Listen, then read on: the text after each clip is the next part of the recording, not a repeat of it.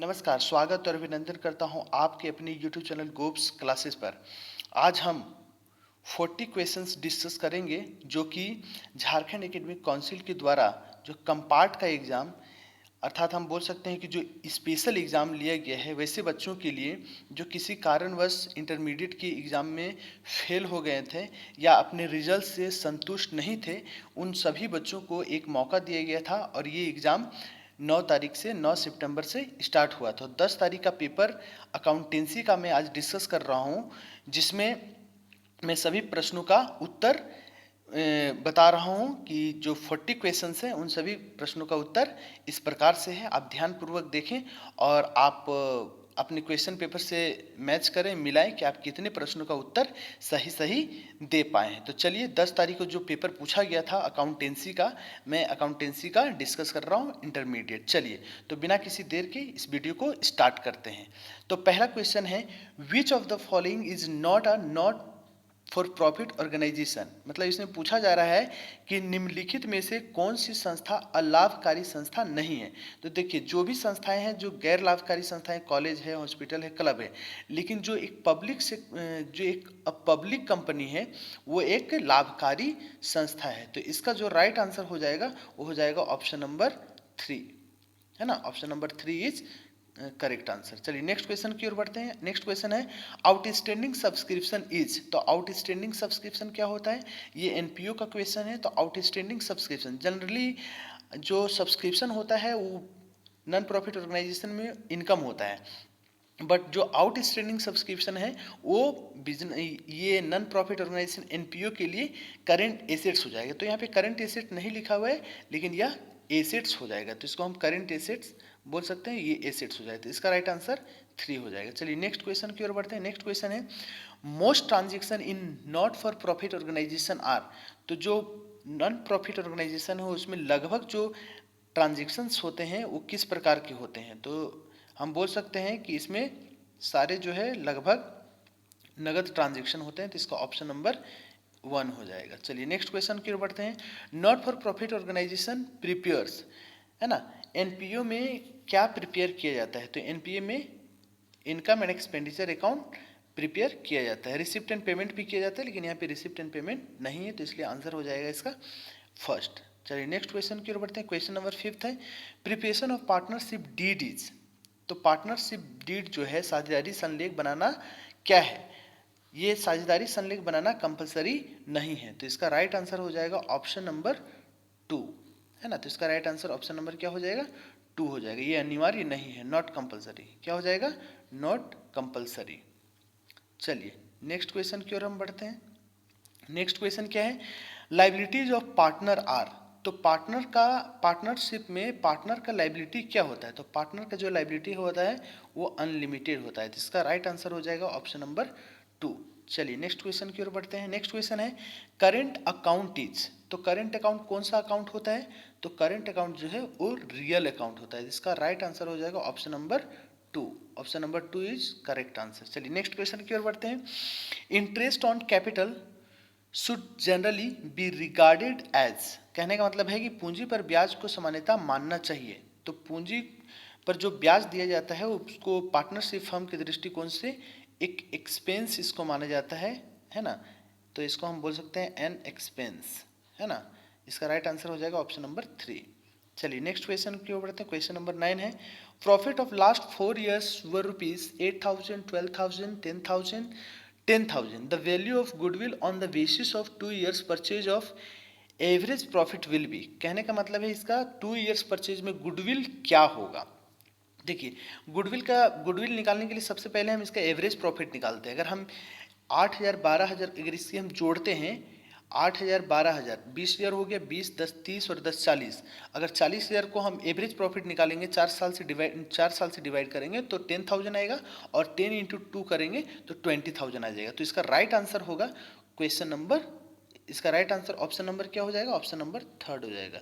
20,000 इसका right answer होगा। Option number, question number 10 है, गुडविल ई। तो गुडविल क्या होता है, तो गुडविल एक इनटेंजिबल एसेट्स होता है। तो इसका राइट आंसर हो जाएगा इनटेंजिबल एसेट्स। इसका राइट आंसर ऑप्शन नंबर 2 हो जाएगा। चलिए नेक्स्ट क्वेश्चन की ओर बढ़ते हैं। Question number 11, sacrifice ratio is, तो सेक्रीफाइस रेशियो क्या होता है? Old minus new ratio. तो इसका राइट आंसर क्या हो जाएगा बताइए? इसका राइट आंसर हो जाएगा ऑप्शन नंबर 2, है ना, पुराना अनुपात माइनस नया अनुपात। ठीक है, नेक्स्ट है profit on revaluation is distributed among partner in, है ना, अगर रिवैल्यूएशन अकाउंट बनाते हैं और उसमें प्रॉफिट होता है तो उसको हम किस रेशियो में बांटते हैं? पार्टनर्स में। तो उसको हम ओल्ड रेशियो में ही बांटते हैं। तो इसका राइट आंसर हो जाएगा ऑप्शन नंबर 3। चलिए नेक्स्ट क्वेश्चन की ओर बढ़ते हैं। क्वेश्चन नंबर 13 है, when a new partner brings his share of goodwill in cash the amount is debited to, है ना, अगर कोई कोई नया पार्टनर गुडविल लेकर आता है तो हम किस अकाउंट को डेबिट करते हैं? है ना, the amount is debited to. तो जो अमाउंट डेबिटेड होगा वो होगा आपका कैश अकाउंट। तो कैश अकाउंट को हम क्या कर देंगे? डेबिट कर देंगे, है ना, रोकड़। ठीक है, यहाँ पे हो जाएगा ऑप्शन नंबर 3, कैश अकाउंट को क्या कर देंगे? डेबिट कर देंगे। नेक्स्ट है profit loss on revaluation is borne by, है ना, जो प्रॉफिट एंड लॉस, अगर रिवैल्यूएशन अकाउंट में प्रॉफिट या लॉस होता है तो उसका वहन कौन करेगा? है ना, तो जितने भी जो ओल्ड पार्टनर हैं वही वहन करेंगे। तो इसका राइट आंसर हो जाएगा ऑप्शन नंबर 1, है ना, पुराने साझेदारगण। चलिए नेक्स्ट क्वेश्चन की ओर बढ़ते हैं। नेक्स्ट क्वेश्चन क्या है? नेक्स्ट क्वेश्चन है increase in the value of fixed assets is term as, है ना, अगर अस्थायी संपत्ति के मूल्य में बढ़ोतरी कहलाती है, अस्थायी संपत्ति में अगर बढ़ोतरी होता है तो क्या होगा? वो कंपनी के लिए लाभ हो जाएगा, है ना, व्यवसाय के लिए क्या होगा? लाभ हो जाएगा। चलिए नेक्स्ट क्वेश्चन की ओर बढ़ते हैं। नेक्स्ट क्वेश्चन क्या है? Due to admission of a new partner, अगर न्यू पार्टनर का एडमिशन होता है पार्टनरशिप फर्म में तो क्या होगा? तो ये हो गया ऑप्शन नंबर 1 हो जाएगा। अब पार्टनरशिप फर्म इज रिकंस्टिट्यूटेड, तो पार्टनरशिप फर्म के क्या होता है? पुनर्गठन हो जाता है। तो इसका राइट आंसर हो जाएगा ऑप्शन नंबर 1, करेक्ट आंसर हो जाएगा। चलिए नेक्स्ट क्वेश्चन की ओर बढ़ते हैं। क्वेश्चन क्या है? Goodwill is paid out to the retiring partner, कहने का मतलब है कि अवकाश ग्रहण करने वाले साझेदार को ख्याति दी जाती है ना, अवकाश ग्रहण करने वाले साझेदार को ख्याति दी जाती है। जो पार्टनर अवकाश ग्रहण करता है उसको गुडविल दी जाती है। तो गुडविल कैसे दी जाती है? In old profit sharing ratio में। तो इसका राइट आंसर हो जाएगा ऑप्शन नंबर 1, है ना, पुराने लाभ हानि अनुपात में दिया जाता है। नेक्स्ट है X Y and Z are partner sharing profit in the ratio of 5:4:1, X retired, new profit sharing ratio will be. देखिए एक्स यहाँ पे रिटायर्ड कर रहा है तो एक्स का रेशियो हटा दिए, जो रेस्ट बच रहा है वो आपका वाई और जेड का हो जाएगा, है ना। तो इसका क्या हो जाएगा आंसर? इसका हो जाएगा 4:1 का है तो 4:1 ऑप्शन नंबर 1 है। इसका राइट आंसर हो जाएगा ऑप्शन नंबर 1। ठीक है, नेक्स्ट क्वेश्चन की ओर बढ़ते हैं। नेक्स्ट क्वेश्चन क्या है? At the time of retirement of a partner undistributed profit and losses are share by all partner in, कहने का मतलब क्या है? किसी साझेदार के अवकाश ग्रहण करते समय अविभाजित लाभों और हानियों को सभी साझेदारों के द्वारा बांटा जाता है। तो पुराने लाभ हानि अनुपात में बांटा जाएगा। किस में जाएगा? पुराने लाभ हानि अनुपात में बांटा जाएगा। इसका राइट आंसर हो जाएगा ऑप्शन नंबर 1। ठीक है, चलिए नेक्स्ट क्वेश्चन की ओर बढ़ते हैं। नेक्स्ट क्वेश्चन क्या है? Under the provision of Indian companies act 2013 a companies can issue, है ना, तो कंपनी क्या अंडर कंपनीज एक्ट 2013 है, उसके अकॉर्डिंग कंपनी क्या इशू कर सकती है? Equity share, preference share. तो इक्विटी एंड प्रेफरेंस शेयर दोनों इशू कर सकती है। तो इसका राइट आंसर हो जाएगा ऑप्शन नंबर 3, है ना। इसका राइट आंसर क्या होगा? ऑप्शन नंबर 3, समता और पूर्वाधिकार अंश। चलिए नेक्स्ट क्वेश्चन की ओर बढ़ते हैं। नेक्स्ट क्वेश्चन क्या है? The shares can be issued, जैसे कि हम जानते हैं अंशों का निर्गमन हम एट पार पे भी कर सकते हैं, एट प्रीमियम पे कर सकते हैं, लेकिन एट डिस्काउंट पे नहीं होता है। तो यहाँ पे अगर बोथ होता at par and at premium तो करेक्ट आंसर हो जाता।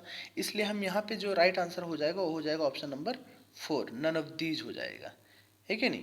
तो यहाँ पे जो होना चाहिए right answer at par and at premium होना चाहिए, है ना, बोथ होना चाहिए 1 और 2, बट ऐसा है नहीं, इसलिए ऑप्शन नंबर 4 हो जाएगा। चलिए नेक्स्ट क्वेश्चन की ओर बढ़ते हैं। A joint stock company is, तो एक ज्वाइंट स्टॉक कंपनी क्या होता है?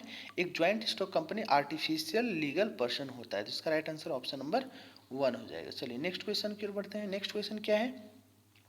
Share holders get, share holder को क्या मिलता है, तो शेयर होल्डर को डिविडेंड मिलता है, तो इसका राइट आंसर ऑप्शन नंबर 2 हो जाएगा, लाभांश मिलता है। ठीक है, नेक्स्ट हम बात करते हैं balance of forfeited share account after री इशूड इज ट्रांसफर टू, है ना।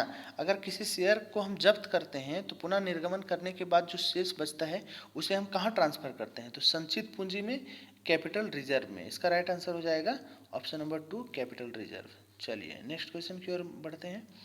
क्वेश्चन नंबर 25 है शेयर कैन बी फॉरफिटेड, है ना। हम किस शेयर को फॉरफिट कर सकते हैं, जब्त कर सकते हैं, for non payment of call money, जिस पैसे को हम मांगे हैं अगर उसका पेमेंट नहीं हो पाया है तो वो, इसका राइट आंसर हो जाएगा ऑप्शन नंबर 1, है ना। इसका राइट आंसर क्या हो जाएगा, ऑप्शन नंबर 1 हो जाएगा। ठीक है, चलिए नेक्स्ट हम बढ़ते हैं नेक्स्ट क्वेश्चन की ओर।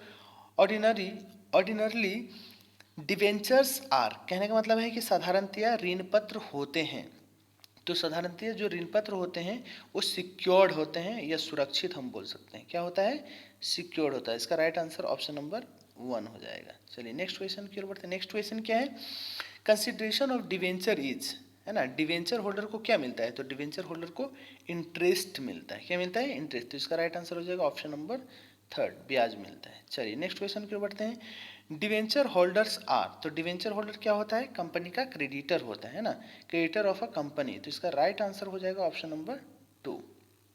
नेक्स्ट क्वेश्चन की ओर बढ़ते हैं।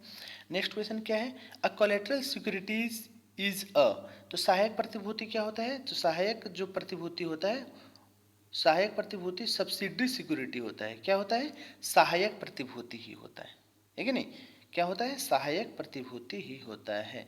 इसका राइट आंसर हो जाएगा ऑप्शन नंबर 2। नेक्स्ट क्वेश्चन की ओर बढ़ते हैं। स्टेटमेंट ऑफ प्रॉफिट और loss is also known as, है ना, लाभ हानि विवरण को और किस नाम से जाना जाता है, तो इनकम स्टेटमेंट।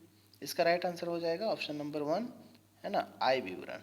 चलिए नेक्स्ट क्वेश्चन की ओर बढ़ते हैं। नेक्स्ट क्वेश्चन है current assets do not include, तो करंट एसेट्स में क्या इंक्लूड नहीं होता है, तो कार नहीं होता है ना, इन्वेंट्री होता है, ट्रेड रिसीवेबल होता है, बिल्स रिसीवेबल होता है, तो कार नहीं होता है। इसका राइट आंसर हो जाएगा ऑप्शन नंबर 3 कार।